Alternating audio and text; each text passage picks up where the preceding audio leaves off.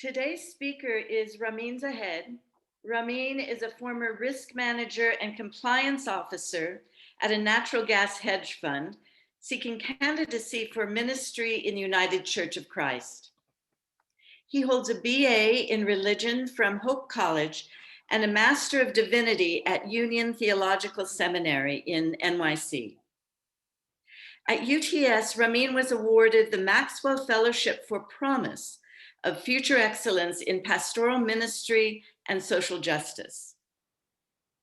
Additionally, his master's thesis was awarded Passing with Distinction, the highest grade, on the subject of religion and imperialism, an historical and critical study of the nexus between religion and imperialism through the aesthetic form of the Christian novels by C.S. Lewis. His focus as a candidate for ministry is to highlight unmet needs and address the human condition using the church as a vehicle for that goal. To put it simply, Rameen wants to make the world a better place by addressing the needs of the congregation and inspiring people through faith to be more authentic versions of their true selves by living an intentional, meaningful life.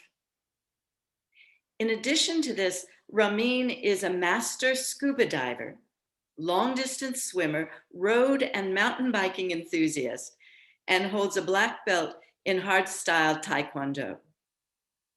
He also loves to cook and is a gardening enthusiast with a focus on sustainable, renewable crops. At this point, I'll remind you to perhaps use speaker view while Rameen speaks. You can put that up in the corner of your screen. We also ask that you don't refrain from using the chat feature during this sermon.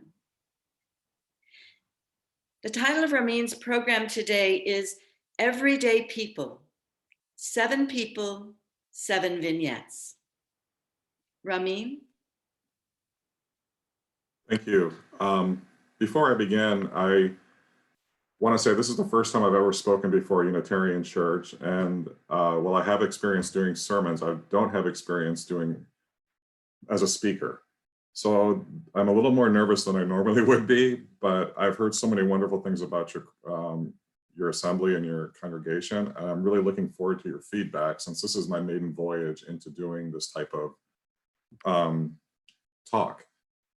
Also, there is going to be some language in one of the vignettes that'll will mention the word rape. I want to bring that up front, just so people understand. You know, I want to be sensitive to people who have been through issues related to this or this. It will not go into detail. I'm just mentioning it. That's going to happen. So before I begin, also, I'd like to tell you a little bit about what this 7 vignettes are going to be about. When this was presented to me, we were talking about what mystery and wonder is. And as I explored this issue topically, I kept thinking about sacred space. So for me personally, I can't really have a comprehension of the mystery and wonder of the world and what God presents in that without dealing with what is sacred space and what is a study of sacred space. So these 7 vignettes are really an exploration to sacred space through 7 everyday people. The first one I call Hagar's Daughter is the journey of an undocumented immigrant woman. The second one is what is sacred space to a gay man. The third one is entitled Land of the Great Big Dogs, and it explores how if you can find sacred spaces with a drug addict.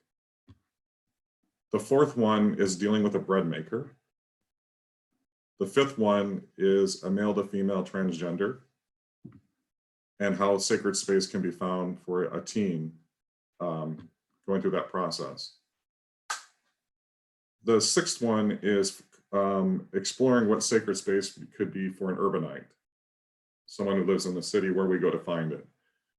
And the last one is probably the most personal, and it's a wordsmith. So I'm looking forward to sharing this with you, and if you don't mind, I'll begin. Vignette 1, Hagar's Daughter. The Journey of an Undocumented Immigrant Woman. Looking back at her journey, she broke down and cried. And she remembered kissing her family goodbye, remembered telling them that she was headed to the store, remembered the lingering scent of engine grease on her father's clothes, remembered the comfort of her mother's hug, remembered her brother's curious look. She left them in the dark. They couldn't know what she was doing, which she had planned for many years. Stealing from their neighbors, a compass, tubing, tires, wooden boards, water, rum, a bucket for waste, and oil drums. Stored in an abandoned building. She also brought a knife for protection against the predators. The last thing she needed was the meager amount of bread and any canned good the store would sell her. The boat had been assembled the prior week, and by pure luck, they found a sputtering, barely functional motor. She was leaving behind a family, a loveless marriage, a church where the priest had raped her, a menial job working as a maid for the mayor's son, a lifetime of hopelessness. She left at midnight, not knowing if she'd see the light of day or what monsters lurked in the boat with her or at sea. She was fearful of being caught by patrol boats, being consigned to prison, being snatched by sharks, being looted by smugglers, being raped again. She stabbed the first man who lunged at her and fed him to the sea. She didn't have that problem again. She let them stare at her when she used the waste bucket. There were compromises that had to be made in the journey to a new life. A new life. They had traveled over 8 hours and weren't far from the shore. As she was about to set foot on the shore, she finally felt hope. Looking back today, she now knows that that was naive. Her life had been easier than the country she left, but she still lived in fear and never felt free. She wondered what her life would have been like in her own country, and if she would ever know what it meant to feel the sun shine on her face without looking for shadows over her shoulder. Second vignette. I am Icarus. Everyone needs a place to feel loved, be loved, just love. I hate hiding who I am, whether it's at the office, church, in public.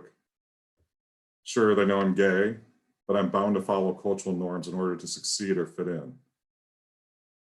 That cultural norms terms, such a curious phrase. One thing I've learned from accepting my sexuality is that there are no norms. Everyone wants to pretend they live in the center, but we all are living on the margins. And the only time I feel close to what we call normal is when I'm surrounded by other gay people. We get it. The outside heteronormative world beats down on my shoulders and tells me I'm not worthy, not good enough. It gets tired feeling as if the outside world is judging me all the time. Was I acting too straight? Was I performing too straight? That's a question non-queer people will never have to ask themselves. I need to be somewhere that makes me feel respected and free. I want to let my guard down and relax. There's a gay nightclub down the road that is my sanctuary, my secret society. The music and vibe are mine. I hear my songs and I feel the beat energize my soul. I flow to the rhythm. I feel a man's muscular arms caress me, speak tenderly to me, move with me, embracing my being, making me feel whole. I am lost in this dreamscape of beautiful male bodies. I see myself spinning around in circles in an ecstatic embrace of my true self until I am lifted high above the clouds in the outside world. My arms are open wide and I'm glowing in the sun. This is me, world. This is me, I want to scream. Look at me, see me. I feel love, I love, I am Icarus. Here, as I soar high above the clouds, I feel brave, and I am beautiful, and I am not ashamed. Third vignette, the land of the great big dogs. I can feel my hip wearing off. Pretty soon I'll wake up. I know the ritual. I shoot up, the pain leaves my body, the world becomes bearable, then beautiful, and the escape into my personal heaven begins. And then the crash. I can feel the crash coming. My return to the land of the great big dogs. My living nightmares, alienation, every second an unfolding horror story. My mouth is now starting to feel dry. My tongue keeps brushing up against my teeth and lips for relief.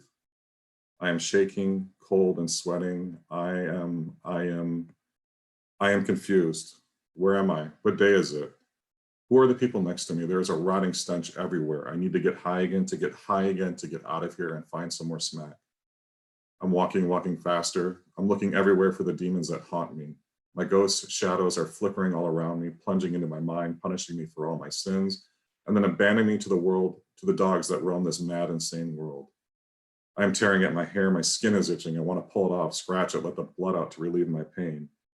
I see a glistening needle on the floorboard. There's some heroin left. I quickly jump on it before someone else gets to it first.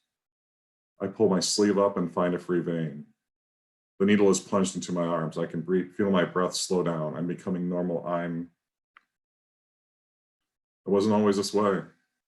I didn't experience a life of pain. I just tried it one day in college, and I guess I wanted to belong and be accepted by the privileged and well-born. I wanted to do what they do, live without care for anyone, exculpate myself from this broken world. Now, I'm getting closer. I'm leaving, and I'm free from the pain in this world. Fourth vignette. In the midst of death, life. In the midst of life, we are in death is a famous quote from the Book of Common Prayer. All of cooking is about death, the harvesting of plants, killing animals, eating eggs, all except for a bread maker. My name is Arcadia. My wife and I own a bakery named after me, and I'm a bread maker. I was born into bread making. I inherited the business after my father passed away and renamed it after myself. Making bread is my birthright, one might say. I can remember smelling the faint aroma and whiff of bread seeping out of our bakery doors as I rounded the corner on the way to work with my father every day.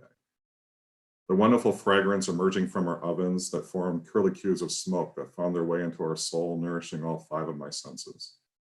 I loved watching the plumes of flour clouds appear as the bakers worked and kneaded the dough. I loved it then and I love it now.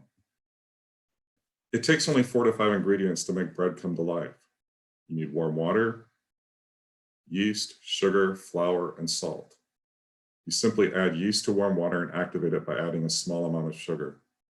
It comes alive in about 10 to 15 minutes.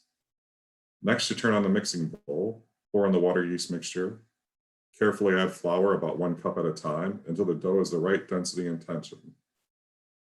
Next is my favorite part. I sprinkle flour on the table, take the dough out of the mixing bowl, lay it on the table, clap my cloudy hands, and bring life into this world. I am kneading the dough in the same tradition as my father, my grandfather, and my great-grandmother. As I do this, I imagine my family, now long past, smiling over my shoulder as they watch me work the dough into being. My right hand moves quickly but not forcefully underneath the dough, bringing it up over itself, and then I press the heel of my hand into the corner of the dough. I repeat this process achronically with my ancestors' approval for about 10 to 15 minutes. I cradle the dough in my hands and form a ball. The dough is stored in a wicker basket lined with a cloth, covered with another one, and stored in a warm place for about 45 minutes. If you do this right, the dough will double in size. You then see a nice boule that is ready for baking. I never tire of this ritual. It feels like we, the bread makers, are cloistered monks, working silently and reverently to bring the bread of heaven to God's children. No matter what's happening outside these walls, how bleak the day may seem, how much chaos may engulf our world, here inside these sacred walls, we offer manna from heaven. To paraphrase the Book of Common Prayer, in the midst of death, we bring life. Fifth vignette. My soul is she. Trans people are violenced into gender. We experienced that at a young age. We were once caught wearing our sister's clothes, shoes, and makeup one day. We were only 7 and didn't know boys dressed one way, girls another. We were scolded, beaten, humiliated, repeatedly. Ever since then, we bifurcated our existence into outwardly presenting as a man, inwardly and always a woman. There are few times we can be who we are. My parents, leery of us and our identity, leave us alone to go out with their equally repulsive friends. We are first-year college students, and this is our first Thanksgiving where we return home. There won't be much time left before we leave the family for good. Tonight, we're home alone. The terror that I normally feel gives way to peace, and we can finally breathe free. We pull out our secret stash of clothes, the clothes we've worn at school among a more accepting community. And we no longer share the same body. We become me. I am who I am. I let my outward appearance reflect my inward beauty. My soul is she, and that's who I'm becoming. I sit down in front of my mirror and I watch as my body sheds its external cover, and I am a woman. There are no set rules for me to be a woman. Some days I'm fierce, other times I'm a tomboy, a femme, a mean girl, a princess, an Amazon, anything I want to be. I'm not into accepting a female stereotype or a label. Being a woman for me means I have more than one identity and proud of it. I'm continuously learning to be me and how fabulously complex I am. This is how I was made, and I'm not sure who made me who I am, but I love me. I embrace me. I speak to myself. I talk gently to the abused child of my past and present. I self-nurture and comfort her. Praise my journey into self-discovery and pray for the day where the world is as open to me as I feel behind these closed walls that are now keeping me safe. 6th vignette, finding my way home. I leave at the break of dawn and start jogging toward the trail. It takes about 20 minutes to get to the trailhead, just enough time to knead out the muscle stiffness and soreness in my body. I try to control my heart rate, but I am eager to leave the urban landscape and enter a realm where, as one writer elegantly wrote, into the woods I go to lose myself and find my soul. I enter the trailhead. The canopy of rusted leaves envelops me as the concrete path becomes a wooden bridge, which becomes a rustic, high-needle gateway into my own personal Eden. I can feel the dead leaves crinkle under my steps. My breathing slows. I breathe in deeply and savor the tree's marrow. The loamy carpet yields an organic perfume that grounds my soul. The sun peeks through the trees and shines warmly on my path. I embrace her warmth, and I feel her sister, the forest, breathe softly on me. Her swaying limbs, pushed gently by brother wind, sing graciously to me as the woodland thrush add to the polyphonic chorus. I am no longer conscious of time. I'm consciously lost, and I don't want to be found. This forest has many different arteries and veins. No matter how many times I visit her, she still delights me with new pathways for discovery. I've come across a gurgling brook that carved a path down from the snow-capped mountains. Her laughter seduces me and I come closer. I cup my hands, dip into her stream, and taste her kiss. I sit down on a broken log and let the earth speak to me, to my heart. I know I am home.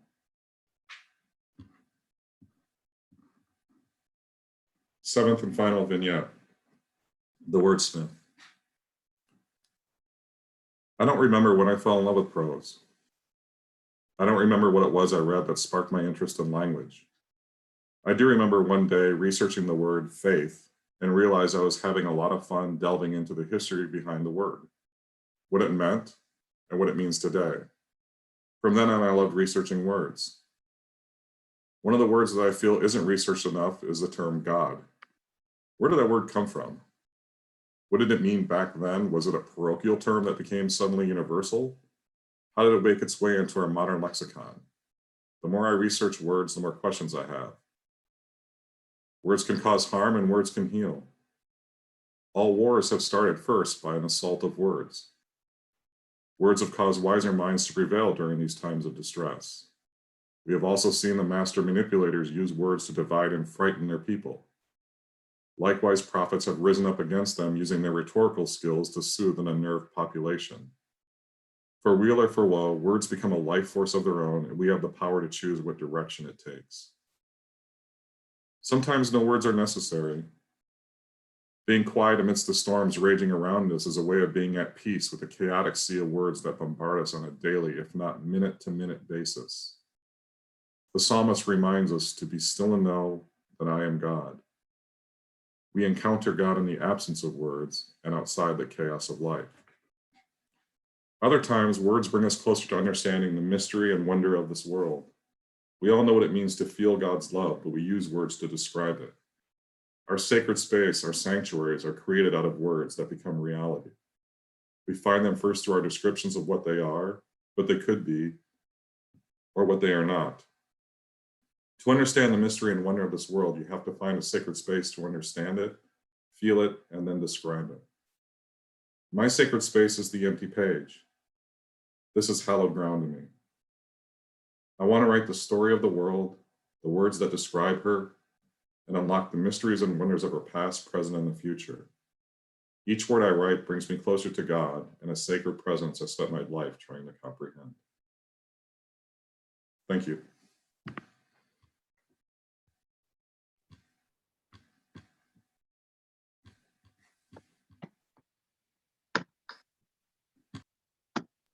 Thank you, Rameen.